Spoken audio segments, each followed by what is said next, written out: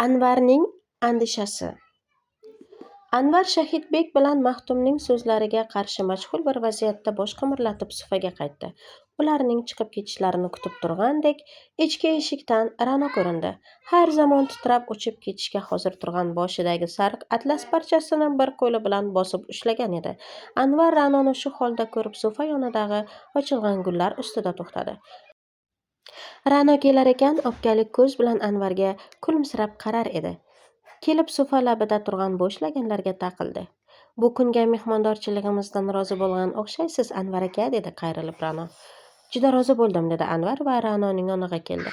Ayniqsa sening qo'ling bilan tugilgan mantilardan juda mamnun bo'ldim, Ra'no. Ra'no laganlardan qo'lini olib tirsagi bilan so'faga suyandi. Mening qo'lim bilan tugilgan mantilarni qayoqdan bildingiz? Qayoqdan bildingiz? Deb Anvar kuldi. Qo'lida bir dona qashqar guli bor edi.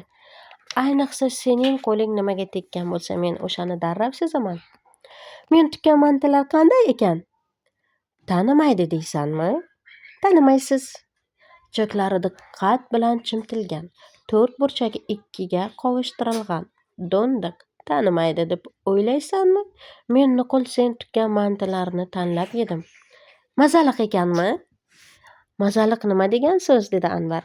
Mana shu Qashqarning qizil guli yodingdami? Biz bu gulni keltirib o'tqizgan yilimiz pushti ranglik bo'lib ochilgan edi. 2 yil o'tmay qizil tusga kirdi. Bilasanmi bu nimadan? Ra'no Anvarning jiddiy qilib bergan bu savoliga tushunmadi. Oftob qizartirgandir. Yanglishasan, Ra'no, dedi Anvar. Men bu gulning qizarish sirini ham bilaman. Buning qizarishiga ham sen sabab. Sening qip-qizil labing. Hazilni qo'ying, dedi. Shu guldek qizargan Ra'no. Shahid semiz nima uchun kelgan ekan? Sizni mirzaboshi qilmoqchilar shekilli. Bu gapni qo'y, Ra'no. Ishonmasang oynaga qara. Sening labing bilan shu qizil gul rangi orasida farq bormi? Mana qara. Anvar tomonidan labiga tekizilgan guldan Ra'no o'zini olib qochdi. Hazil o'lsin. Sizni mirzaboshi qilmoqchilarmi? Meni har balo qilmoqchilar, lekin bo'lmagan so'z. Nega bo'lmagan so'z? Shaharga ovoza bo'lgan emish-ku. Anvar orqasi bilan sakrab sufa labiga oyoq solintirib o'ltirdi. Ra'no bo'yig'icha uning yonida sufaga suyandi. Ovoza haqiqat emasdir. Shamol bo'lmasa, terakning boshi qimirlamas emish. Balki sizni mirzaboshi tayin qilurlar. Meni mirzaboshi tayin qilsalar yaxshimi, Ra'no? Yaxshimi, yomonmi, men qaydan bilay? Yomon, Ra'no. Nega yomon? Iflos ish. Agar boshqa kasb topsam, o'rdani butunlay tashlab ketar edim. Iflos ish? Sizning bek pochchangiz ham shu xizmatni qilar edi-ku. Men bek pochcha bo'lolmayman, Ra'no. O'rdadagi to'kilib turgan gunohsiz qonlar, doim tevarakdan eshitilib turgan ohuzorlar mening yuragimni ezadir, tinchligimni oladir. Yana men mirzaboshi bo'lib qolsam, bu ohuzorlarning to'kilgan mas'um qonlarning ichida bilfel suzarman. Bu vaqt mening azobim bevosita bo'lur. Balki bunda ishtirok ham qilarman. Chunki xonga yaxshi ko'rinish uchun ko'p ishlarni uning istagicha ko'rsatish, zulm pichog'ini qayrab berish shu mansabda uzoq yashamog'imning asos shartidir.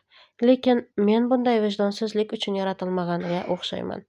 Madhu sano, olqish va duo zamirig'a yashiringan zulmdan faryod, haqsizlikdan dod ma'nolariga malham bo'lish albatta mening qo'limdan kelmas. Chunki soyaboni marhamat, vijdon kengashiga quloq solg'uvchi ahmoqlardan emasdir. Dadangning fe'li senga ma'lum, Ra'no. Dunyoda manfaatdan boshqani ko'rmaydir. Mening nima uchun bu mansabdan qochganligimning farqiga bormay, kufroni ne'mat qilasan. Oyig'a falon tillo deb dafatan qo'rqoqligimga hukm chiqaradir. Dadangga boyag'i uzrlarning ko'rsatish toshning qulog'iga azon aytish bilan bir bo'lgani uchun sukut qildim. Agar orada bir kishi bo'lmasa edi, garchi bosh mirzolik hozir bir xayol ersada, o'shanda ham shu ovozaga bo'yin sunmas edim, Ra'no. Ra'no Anvarning ko'ziga to'g'ri tikilib so'zni tingladi. Uning tusida Anvarga achinish vaziyati bor edi. Yaxshi niyat bilan mirzolikni qabul qilsangiz, dedi. Aholidan yordam qo'lingizni yig'masangiz, shu holda barcha gunoh sizning bo'yningizdan soqit bo'ladir, Anvar aka. To'g'ri, dedi Anvar. Lekin gap bunday emas. Ra'no, men shunday bo'lishini tilar edim. Boshqalar men tilaguncha qilmaydilar. Binoan alayhi mas'uliyat mening bo'ynimdan soqit bo'ldi deb tinchlanish mumkin emasdir.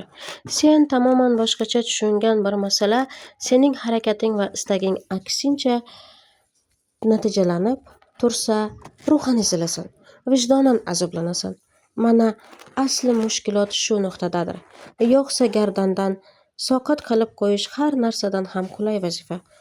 Ammo ma'naviy mag'lubiyat og'ir masala Ra'no Anvarning maqsadiga tushundi shekilli, bir necha vaqt jim qoldi va qarshisidagi yigitning o'ychan yuziga bir-ikki qarab oldi.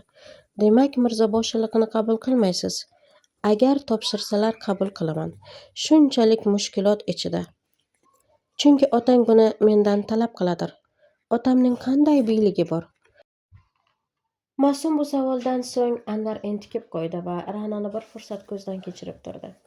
Juda katta biyligi bor, deb yana entikdi. Ra'no qaytib so'ramadi, go'yo u ham bundagi biylikka tushungan edi. Sekingina laganlarga qo'lini yuborib Anvarga bo'sh tuproq qaradi. Choy ichasizmi? Keyinroq ichaman. Ra'no laganlarini ko'tarib jo'nadi. Atlas ko'ylak ichida to'lqinlanib ko'ringan uning latif gavdasi alhol Anvarning ko'z hadafi edi. Men xuftanga chiqmayman, Ra'no. Ra'no yarim yo'lda to'xtab, kulimsiragan holda Anvarga qaradi. Chiqarman, dedi.